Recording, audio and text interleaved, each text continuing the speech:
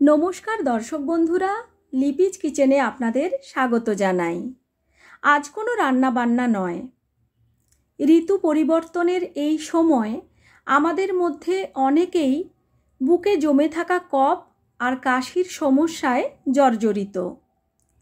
আজ রান্নাঘরে থাকা সাধারণ কিছু উপকরণ দিয়ে এমনই একটি উপকারী পানীয় বানিয়ে ফেলব, যা দিয়ে বহুদিনের জমে থাকা কফ ও কাশি থেকে খুব সহজে মুক্তি পাওয়া যাবে।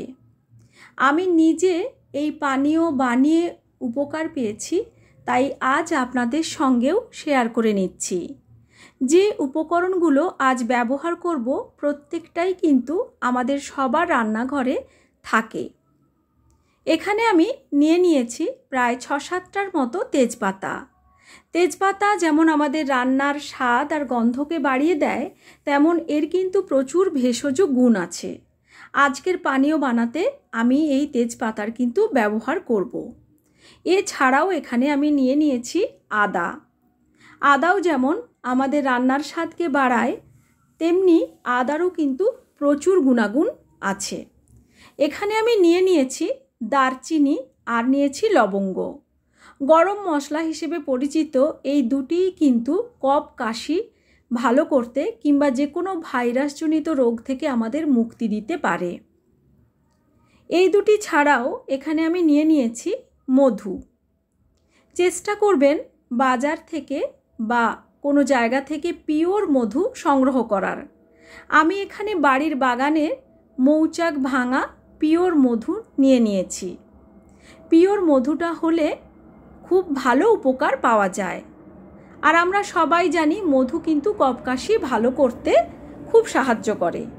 এছাড়াও নিয়েছি একটি পাতিলেবু। ভিটামিন সি সমৃদ্ধ এই পাতিলেবু কিন্তু খুব উপকারী, তা আমাদের সবারই কম বেশি জানা আছে।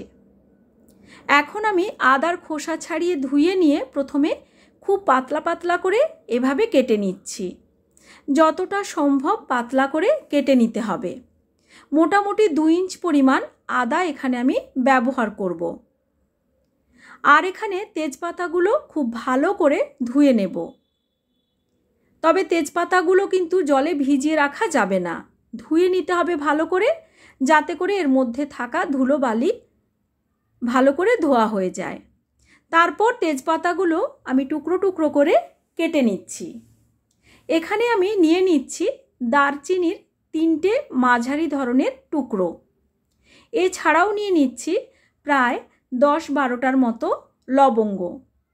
লবঙ্গ নেওয়ার সময় কিন্তু সেই লবঙ্গগুলোই নিতে হবে যার মাথার উপরে ফুল থাকবে, অর্থাৎ এই গোলাকার অংশটা থাকবে। আর নিয়েছি প্রায় 10-12টার মতো গোটা গোলমরিচ। এখানে আমি একটি ডেকচিতে নিচ্ছি 500 ml মতো জল। জলটা কিন্তু মেপে নিতে হবে। আপনারা চাইলে 2 গ্লাস ভর্তি করে জল নিতে পারেন।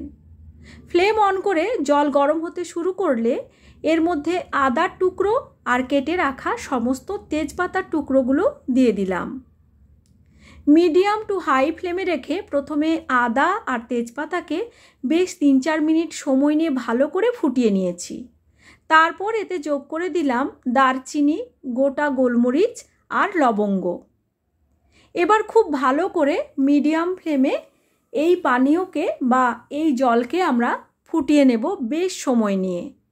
ততক্ষণ পর্যন্ত ফুটিয়ে নেব যতক্ষণ না এই জলীয় অংশটা কমে গিয়ে অর্ধেক বা অর্ধেকের থেকেও একটু কমে যাচ্ছে।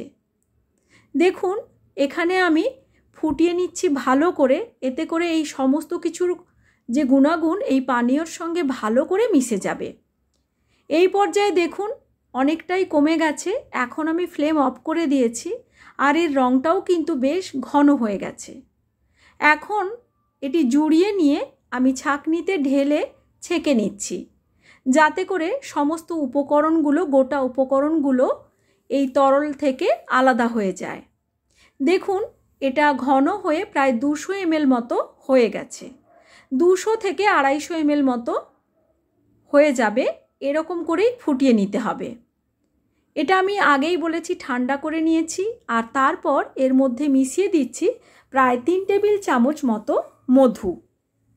মধুটা মিশিয়ে নেওয়ার পর ভালো করে মিশিয়ে নেব আর তারপর একটি পরিষ্কার কাঁচের জারের মধ্যে এই মিশ্রণকে ঢেলে দিচ্ছি। চেষ্টা করবেন অবশ্যই করে কাঁচের পাত্রে রাখতে, কোনো স্টিল বা কোনো ধাতুর পাত্র বা প্লাস্টিকে কিন্তু রাখবেন না। এটিকে ঢাকনা দিয়ে আমরা ফ্রিজে 7 দিনের জন্য সংরক্ষণ করতে পারি। আর রোজ সকালে ঘুম থেকে উঠে একটি কাপের মধ্যে প্রায় 2 টেবিল চামচ এই মিশ্রণ নিয়ে এর মধ্যে মিশিয়ে দিতে হবে 1 চামচ পাতিলেবুর রস আর উষ্ণ গরম জল প্রায় 1/4 কাপের মতো।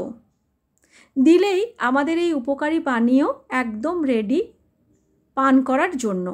এটি চুমুক দিয়ে দিয়ে প্রত্যেক দিন সকালে আমাদের পান করতে হবে।